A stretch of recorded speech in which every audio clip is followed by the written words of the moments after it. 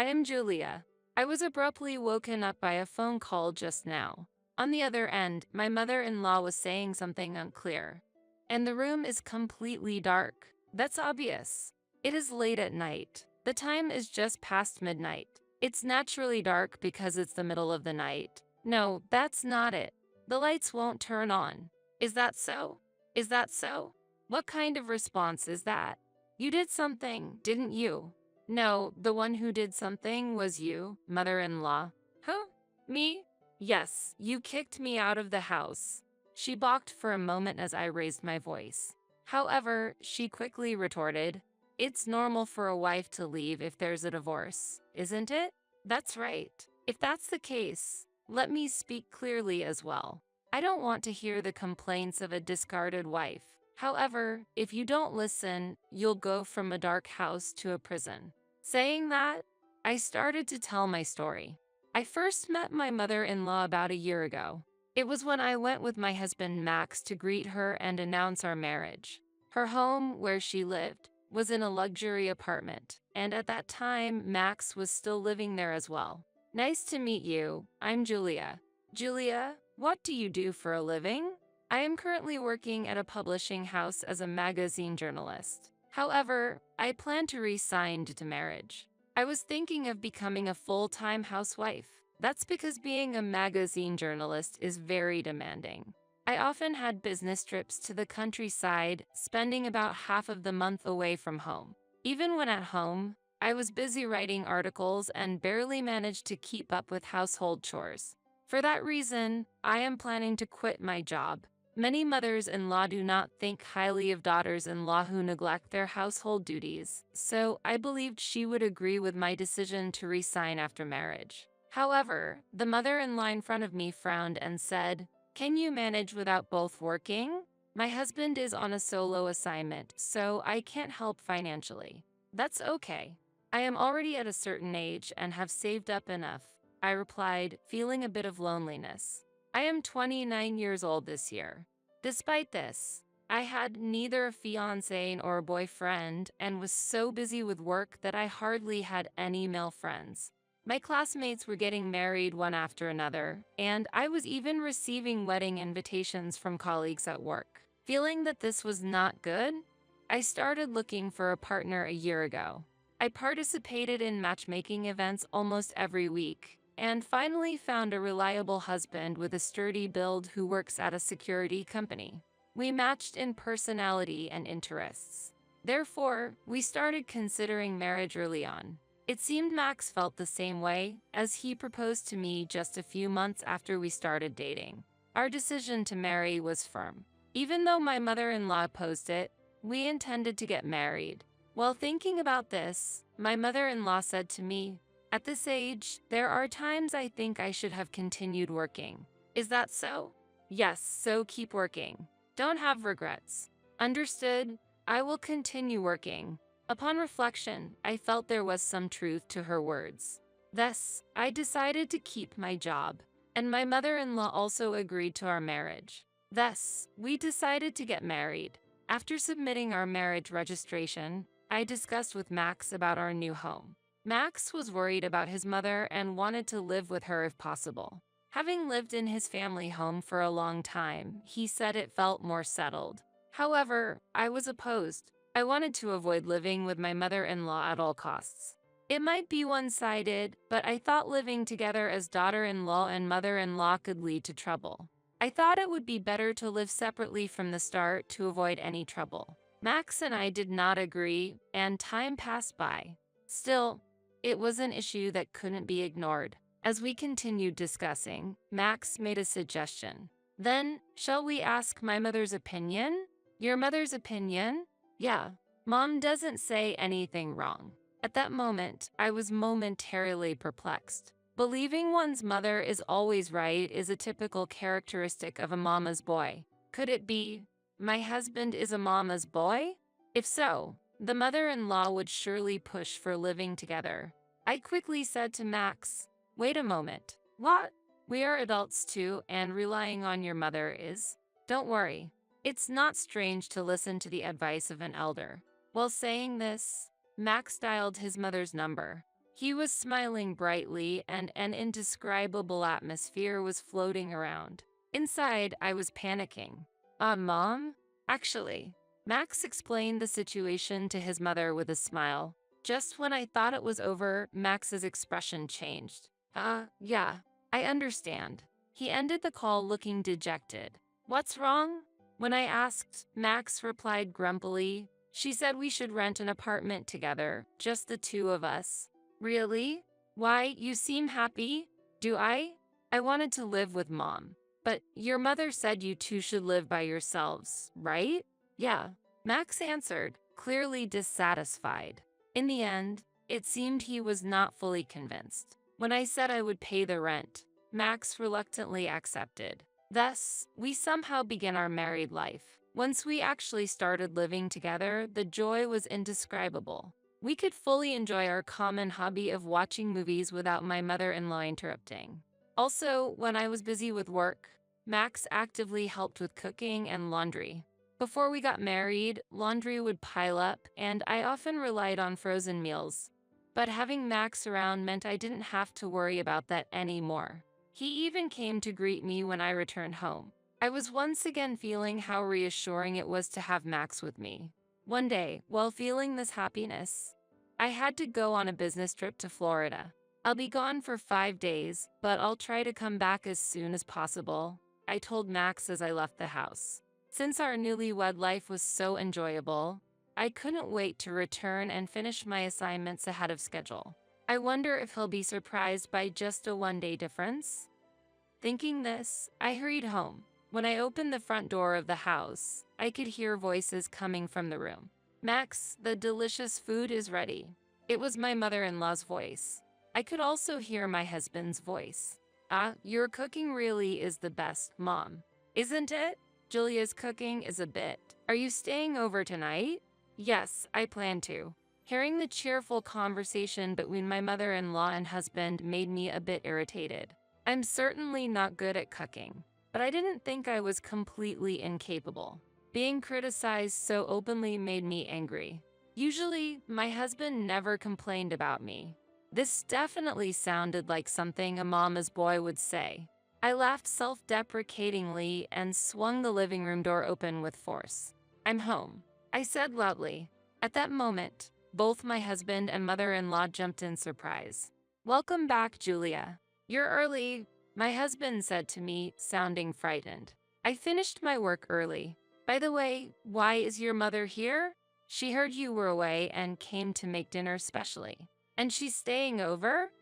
Well, my husband stuttered. Looking at my mother-in-law, she hurriedly began to clean up. Mother-in-law, are you staying over?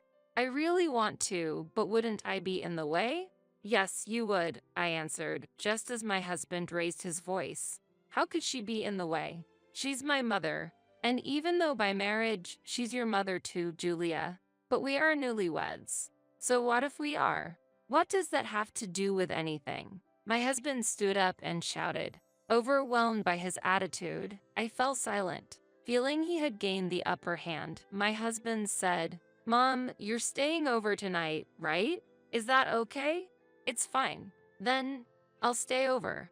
My mother-in-law answered with a broad smile. Seeing her face, I couldn't utter a word. At this moment, it seemed my role was cemented. Since that day, my mother-in-law began staying at our house frequently. Effectively, I was placed at the bottom of the household hierarchy. When I told my husband I would be late from work, he casually said, It's okay. I'll have Mom come over. What will your mother do when she comes? She'll cook and do the laundry. Didn't Max used to do that before? Mom does it better. But is my mom in the way? When my husband pressed me like that, I couldn't argue back. I didn't want to be seen as a daughter-in-law who finds her mother-in-law bothersome. In the end, I had no choice but to follow what my husband said. However, I needed to find a solution to this situation. I began to ponder a good resolution during breaks at work, but such ideas are not easily conceived. At that moment, I suddenly received an email from my parents. When I read the email, I sighed and muttered, They're doing whatever they want again. My parents are always all in on everything and act quickly once they decide. This time, they seemed to find charm in rural life. They informed me that they had moved to a small town in the countryside.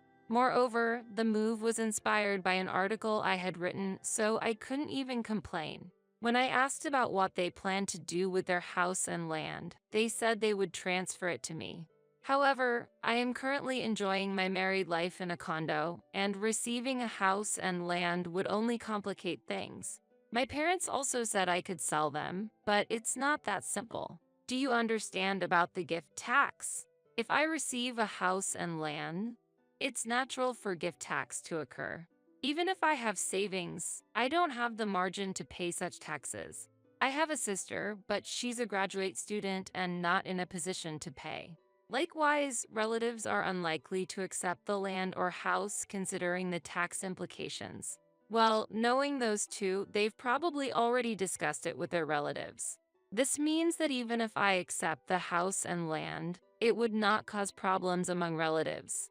However, the obligation to pay taxes would fall on me. I decided to discuss this issue first with my husband. It turns out, we're going to receive the house and land. If we have a house, we can move there and save on rent, Max suggested. Based on Max's suggestion, we decided to move to the house that used to be my family home. Indeed, if we live there, we won't need to pay rent. However, the issue of taxes remains unresolved. There are options for loans or installment payments, but these won't reduce the tax nor eliminate the need to pay it. In the end, I'll probably be the one paying. I also considered selling the house and land. I haven't decided whether to sell yet, but I've requested an appraisal for now. Then, the night we finished moving into my childhood home, my mother-in-law suddenly came to our house. Oh, what a lovely home. Yes, this was originally my family home. It's been beautifully renovated, hasn't it? My mother-in-law looked around happily. I felt somewhat uneasy. What brings you here today? When I asked my mother-in-law, my husband answered instead. Mom is going to live here with us, so she came to check out the rooms today. Live together? To my surprise, my mother-in-law continued. I was worried there might not be enough rooms since we hadn't decided on a place to live. Normally, there wouldn't be enough rooms. But this is a spacious single-family home, and there should be a room for me. So let's live together. That was my mother-in-law's argument. She didn't want to let her daughter-in-law, me, live in a house she was paying rent for.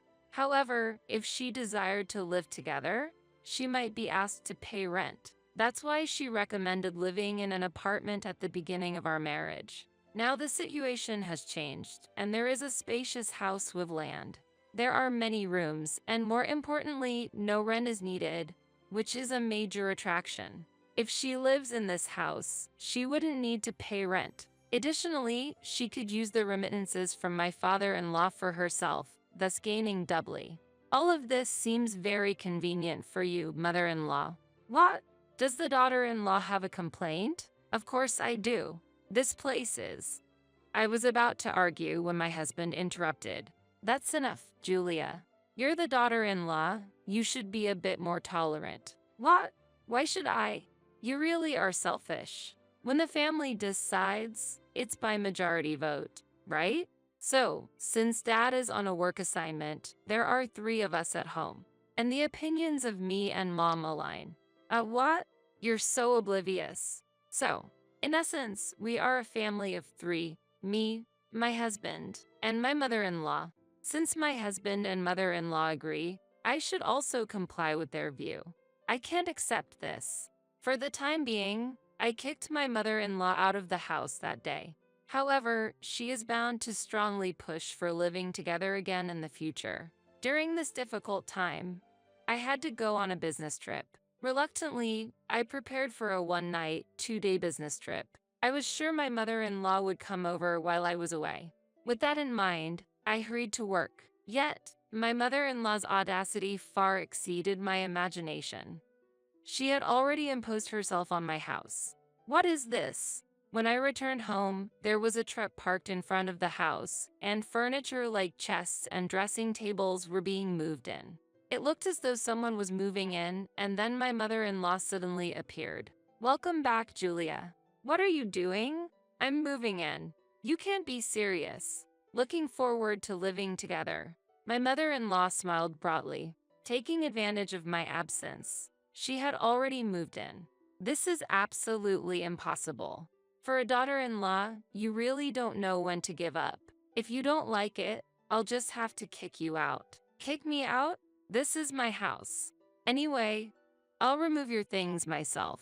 Saying that, I entered the house. Once inside, my mother-in-law smirked and said, "You know nothing. Forcibly removing someone's belongings is illegal. That's for rental agreements, isn't it? If it's family, it's even more complicated. Then I'll sell the house immediately." As I responded, my husband, sensing the commotion, hurried out. Seeing me, he said, "You're back. Julia, help mom with the move?" That's a joke. I already refused. But we're family. If that's the case, I'm ending this family. I'm getting a divorce. I don't mind, but I won't leave this place until I get the house or the land. I intend to sell both the house and the land. As long as we live here, you can't sell it. My husband glared at me as he said this defiantly. This isn't a discussion. I'm getting a divorce anyway, so from now on, contact me through a lawyer. Saying that, I rushed inside the house and gathered the necessary items from my room. Then, I left the house immediately. Afterward, I quickly arranged to move my belongings out. The destination for my belongings was my sister's house. Since I often travel for work, I don't have many belongings. Therefore, I arranged to use a room at my sister's house. Furthermore, I hired a lawyer to proceed with the divorce. Surprisingly, my husband did not argue and agreed to the divorce negotiations. The last time we met at the lawyer's office, he said, "Finally, I can relax without any disturbances." I retorted, "This past week has been really tough, but now I finally feel like a weight has been lifted off my shoulders." "Well, say whatever you want, but now we need to talk about property division. I've left that matter to the lawyer. Surely, you'll regret the day you drove me out." With those words, I left the lawyer's office. That night, while I was sleeping at my sister's house, I suddenly received a call from my mother-in-law. "So, the room is completely dark. It's naturally dark because it's the middle of the night. You must have done something." As my mother-in-law pressed on, I explained what had happened. Then she retorted, "This is revenge for the divorce, isn't it? Don't you understand yet? I said I would sell the house. And I've stopped the gas, electricity, and water to prepare it for sale." "What? You stopped them?" After being driven out by my mother-in-law, I contacted the real estate agent I had previously asked for an appraisal. I requested to sell at the appraised price, but it wouldn't happen immediately, and I was told that the procedure would take some time. When I asked the agent how to proceed, they advised me to go ahead with stopping the utilities before moving out. Indeed, it is common to cancel these contracts when moving. I followed that procedure. That's why I stopped the water and electricity. What? Even if I turn the breaker on, the electricity won't come? That would be the case. My family home uses a smart meter, so the electricity supply should be remotely cut off. Turning on the breaker wouldn't work. There's nothing I can do now. Is this harassment? That wasn't my intention. However, misunderstanding that I was deliberately harassing her, she said, "This is going to court. I'll seek damages. Please do as you like. But have you forgotten what I just said?" "What?" "If you keep staying there, you might end up going to jail, you know?" "What? Jail?" "If there are noises in a completely dark house, the neighbors will become suspicious, won't they?" It seems she finally realized the seriousness of the situation. My mother-in-law was in a completely dark room. Moreover, the light from her smartphone was visible from outside. From the outside, it looked like someone had broken into the house. During this time, I could hear hurried, frantic sounds over the phone. Max's voice also sounded panicked. "Max, hurry. What's going on, Mom? What are you doing in the middle of the night? We need to leave here quickly." Along with that voice, I could hear police sirens in the distance. It looks like someone called the police. I sighed and ended the call. A few minutes later, I received a call from the police. I explained that the divorce had been finalized and that the individuals involved were my ex-husband and ex-mother-in-law.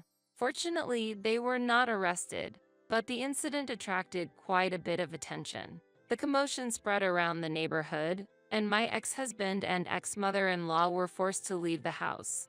Moreover, this issue reached his workplace, and it seems he was fired. Since he worked for a security company where trust is paramount, this outcome was expected. Having lost their place to live, my ex-husband and ex-mother-in-law moved in with my ex-father-in-law, who was on a work assignment. There, they received a severe reprimand and are currently working part-time at my ex-father-in-law's company. Later, I received a message from my ex-father-in-law that they would pay alimony from their part-time earnings. As for myself, this whole experience was recognized, and I was transferred to a department dealing with mother-in-law and daughter-in-law issues in a weekly magazine. I now travel less and have a better environment to focus on my work. The house and land were sold, but the amount left after paying the taxes was not substantial. However, it is enough for a down payment on a new condo, so I'm considering buying one once things settle down. In the future, I hope to live there with a new partner, and for that reason, I am actively participating in matchmaking activities again.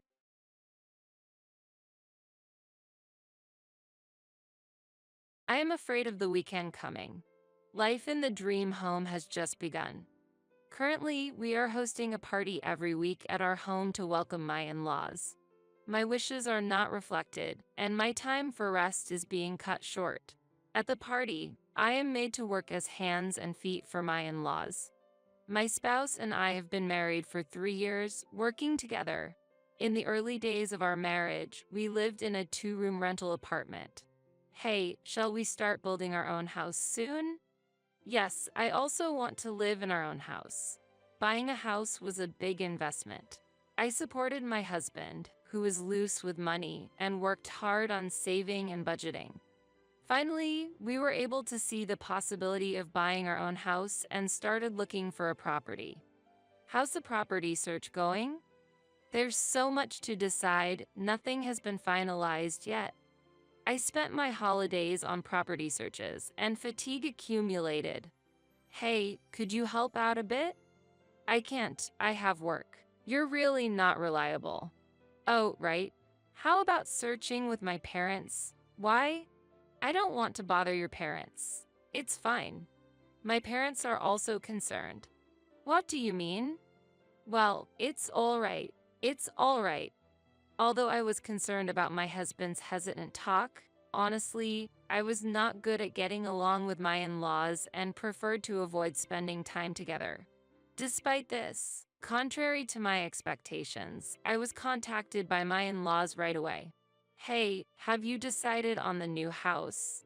I was thinking of asking a construction company run by my friend. No, we want to decide on the new house by ourselves. Despite my indirect refusal, a few days later, I heard from a contact about a very good piece of land. I heard the construction company hasn't contacted you. Did you make sure to contact them? Before I knew it, plans were underway to build a house on a piece of land I didn't know about, by a construction company I didn't even know. Actually, we want to decide everything by ourselves. Oh, my son said he wants us to take care of it. Make sure all the appliances are fully electric. The intervention by my in-laws became stronger day by day. I asked my husband to ask his parents to stop interfering. Why can't you accept my parents' suggestions? I want to hear your thoughts. It's noisy. Just take my parents' opinions as mine. How can you say that? Proposing to create a vegetable patch where the car is supposed to be parked or installing a pizza oven in the kitchen, are those really your ideas? After such exchanges, one day came just before the construction was to start. Please confirm the contents of this contract one more time. It was a call from the construction company we had commissioned to build the new house. Since I had thoroughly discussed it with the architect, I replied, yes, there's no problem. Is there any mistake? The person from the construction company continued somewhat reluctantly. I had heard it was for you and your spouse to live in. Yes, that's right. What about it? Then the person from the construction company shared a shocking fact. This design, it's almost like it's for a two-generation household. I felt a sensation of my head turning blank. That's not right. I don't know how the plan was carried out, but my in-laws had intervened without permission in the design. I confirmed with the construction company, saying changes are necessary and had it altered. Moreover, they spoke as if I had agreed to those changes. The construction company was also perplexed, and I deeply apologize. Then farm tools were delivered to where the garage was supposed to be made, and it had been switched to a plan to start a home garden. This, too, was the work of my in-laws. The builder asked me, "Is it really okay to start construction?" A few days later, a notice of unexpected furniture delivery was in the mailbox. It was cash on delivery, and again, this was the work of my in-laws. This was clearly overstepping. It was no longer possible to solve this through my husband. I reached my limit of patience and appealed directly to my in-laws. "Father, mother, please stop acting on your own. Why is it bad? It's wrong for you to interfere in the house we will live in." What? Our house? Incredibly, it seemed my in-laws had assumed we would be living together. I hurriedly contacted my husband. "Your parents have a big misunderstanding." "What do you mean?" "They think they will live in our new house with us." Oh, that conversation. My heart chilled at my husband's calm reaction. I couldn't believe it. "I think that's the best idea." "What are you talking about? I haven't heard anything about this." "Well, I'm telling you now. That should be enough." Unbelievable. I absolutely oppose it. Wait a minute. This is about my parents. Why do you oppose it? It seemed my husband had no doubts about living with his parents. On the other hand, he pressed as if to blame me for my opposition. "Can't you, as a wife, get along with my parents?" But the design was changed without my consent. "Well, the elderly like to meddle. It's from goodwill." "That's not possible. There's no trust between me, you, and your parents. We can build that trust from now on. The problem is now. I can't live with people I can't trust. You're being too sensitive." "Then, we should cancel the new house plan. Stop the construction. Let's calm down." My firm opposition led to the cancellation of the plan to live with my in-laws. Doubts about my husband remained unresolved, and it seemed he was also dissatisfied with me. Amidst this, our new house was finally completed. I felt positive for the first time in a while about deepening our family bonds while cooperating with my husband in this house. On moving day, when we had settled the luggage, my husband broached an important topic. "Now that we have our own house, I've started to feel the responsibility of being the head of the family." "I see. I want you to listen. I want you, as my wife, to have that sense of responsibility too. Being a wife, isn't that a bit much?" "Hey, I'm being serious here." I felt a bit of discomfort at my husband's confident posture with his arms crossed.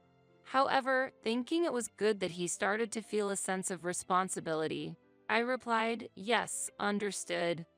But I would soon regret that decision." It was the weekend, and my husband called me on his way home. "Tomorrow, I've invited some colleagues from work over. I need you to prepare for the party." "What, tomorrow? Why so sudden?" "Why? Because it's tomorrow. You'll have time to prepare." "But I have a hair salon appointment tomorrow." "What are you talking about? Think about what's more important." My husband insisted. My parents will come over to help, so be thankful." "What?" It was the first weekend after moving into our new house. I was looking forward to changing the layout of the kitchen and living room, but my excitement vanished in an instant. Furthermore, those in-laws of mine were coming to help. I couldn't help but feel anxious. On the day of the home party, my in-laws arrived early in the morning. As I was busy with the food preparation, when I asked for their help, they said, "Oh, such plain dishes. At least order some finger food. I'll handle the ordering." Actually, the food is already prepared and we have finger food ready. We can't afford any more orders. What are you saying? Are you trying to shame your husband? Being stingy could affect your husband's promotion. What an understanding wife you are. Could you help with the party preparations instead? Sorry, I have a hair salon appointment. See you later. Make sure to set up the food properly when it arrives. Leaving those words behind, my in-laws went out after only making their demands known. My husband was still asleep in his room. Somehow, I managed to finish the party preparations in time. When I tried to get myself ready before the guests arrived. Look, this place is dirty. Hey, what's this dust in the entrance? Clean it properly. We're running low on beer, go buy more. Ordered around by my husband and in-laws, who had just gotten ready, I ended up welcoming the guests without even having time to put on makeup. Welcome, everyone. Please, this way. Now, serve the guests some drinks. Hurry up, will you? The party that day was the toughest for me.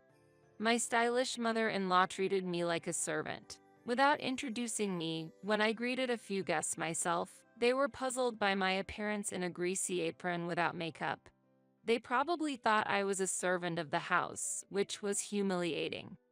Afterward, my husband started to host parties every weekend, and my in-laws never failed to visit.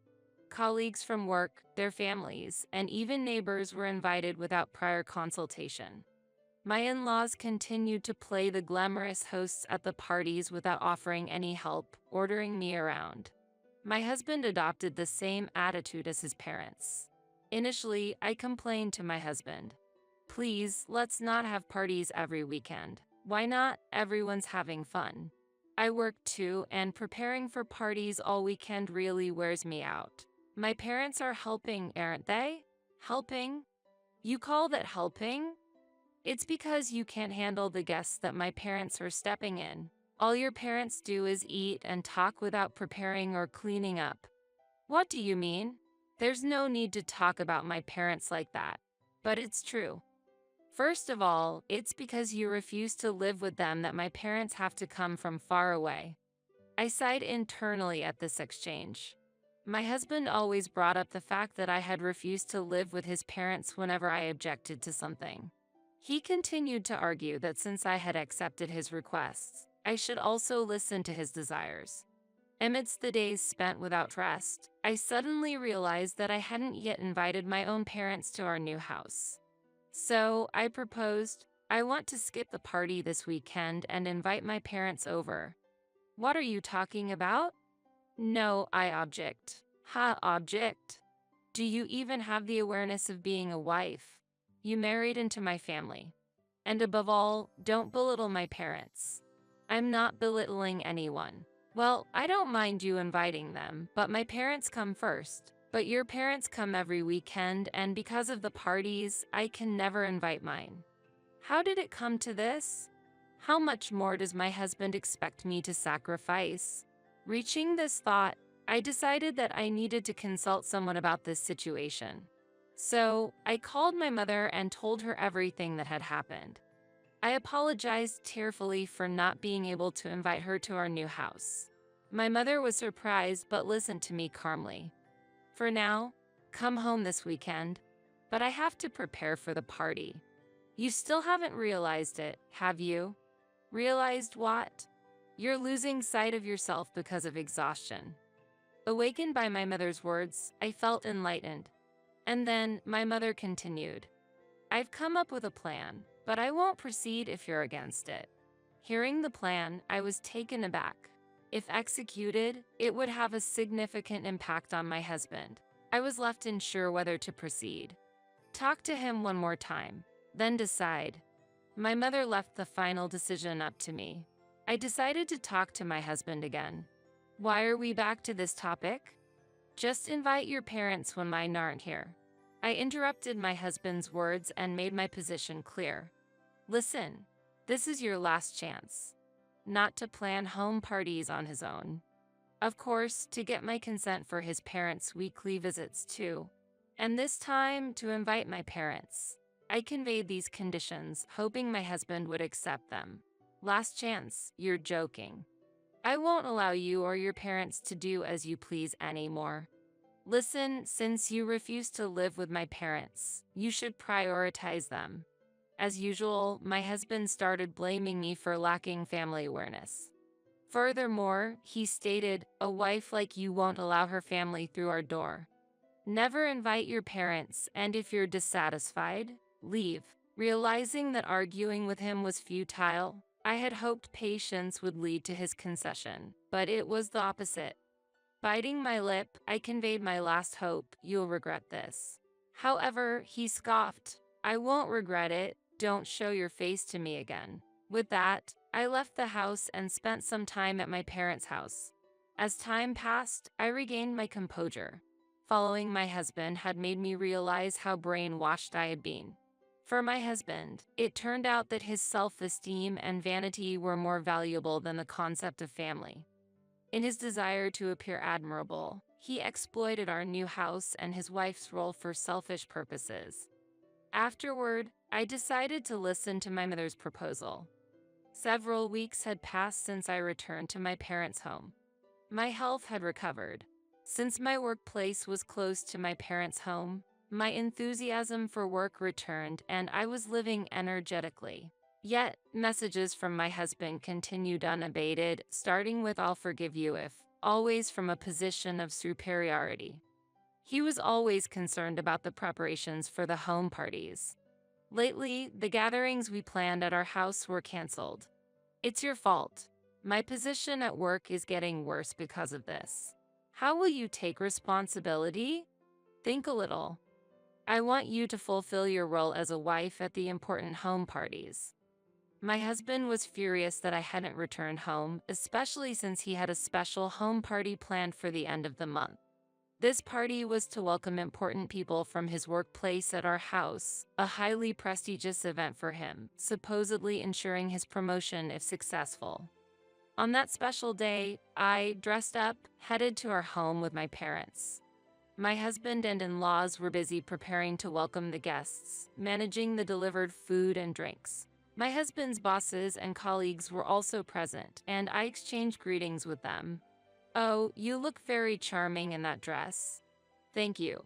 Seeing me, my husband and in-laws immediately approached with excitement. Hey, what are you doing? Hurry up and help. What's with that outfit? What kind of wife are you wandering around like that?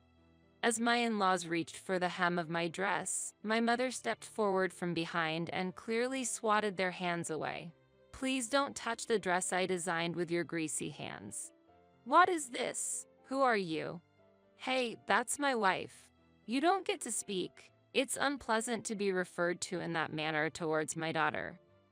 During this exchange, my husband's complexion rapidly changed. You are. What, daughter? You are the host of tonight's party, aren't you?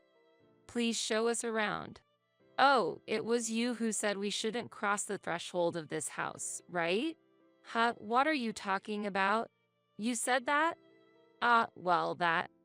My husband's face turned from blue to red, changing like a traffic light. In fact, the guest of honor at today's gathering was my mother. My parents were executives in a major fashion industry company, and my husband's company had been planning to collaborate with the design department led by my mother for this fiscal year's business plan. Therefore, my husband suggested entertaining them with his proud home party. My mother, who operates under her maiden name, seemed unrecognized by my husband, although they had actually met before the marriage. Well, considering my husband's nature, he probably forgot. Really, what kind of upbringing does your daughter have? Quick, to the kitchen. It's just right. Take your parents with you. Stop it. This person is a special guest. What? My husband and in-laws were flustered and unsettled. My mother gave my husband a light glance, asking him to bring some drinks, please. Rushing to the kitchen, my husband returned with glasses. After checking the 2 glasses provided, she asked, could you also get one for my daughter? Glancing at me, aware of his bosses and colleagues around, he brought a glass for me with his head down. I gracefully accepted it, giving my in-laws a firm look. Could you also take care of the food? Ah, what? Yes, understood. I'd like to sit down. Could you lend me a chair? Ah, yes, of course. Doesn't this seem like too few dishes? Oh, does it? How about French? Shall we order some? Of course, the bill is on you. Ah, the budget is a bit. Oh dear, scrimping might affect your son's future, you know. While tilting my glass, I smiled warmly towards them. In fact, among those invited to today's party were individuals who had been acquainted with my mother from past visits to our house. And it seems they had relayed to my mother the cold treatment I received from my husband and in-laws at a previous home party. Dressed in a shabby apron, looking nothing like the lady of the house, I only realized she was your daughter when we exchanged greetings. She seemed very tired. My weakness had caused concern for my mother. Though I've regained my spirit now, that difficult period had weighed heavily on my heart. During the party, my mother kept my husband busy fetching drinks, continuously pointing out the work ethic of my in-laws, while my father deepened his acquaintance with people from my husband's workplace. After the party ended, I approached my husband. Good work. Please, sign this. I handed him a divorce petition. Feeling humiliated by the day's events, my husband signed in a rage. Although my in-laws tried to stop him, my husband was resolute. There, it's over. Don't ever show up in front of me again. Taking the divorce petition, I left my husband's house. Exiting the gate and looking back, I knew I would never return. Thus, I bid farewell to the dream home I once longed for.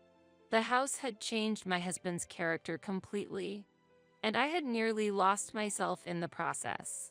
My attachment to this house had already vanished. Leaving the home party behind felt liberating. Afterward, I focused on my work, trying to forget the unpleasant memories of the past. With the divorce, being freed from the mortgage payments of my husband's house and the expenses related to the parties, I found financial relief. I started a new life in a rented apartment, away from my parents' home. My ex-husband was transferred to another region by his company, seemingly seen as a liability in the business dealings involving my mother. Moving to a new place, my ex-husband could no longer live in the previous house. Burdened with the house's mortgage on his own, he sought support from his parents, who apparently refused. As a result, there's been tension between my ex-husband and his parents. What became of the house after I left is unknown to me. I've overcome past difficulties, decorating my new place to my liking, improving my cooking skills on weekends, and leading a fulfilling life. Occasionally, I invite my parents over and host small home parties with homemade dishes. In this way, I've been able to spend warm and wonderful times with my family. Moving forward, I plan to cherish my parents and live with gratitude for each happy day.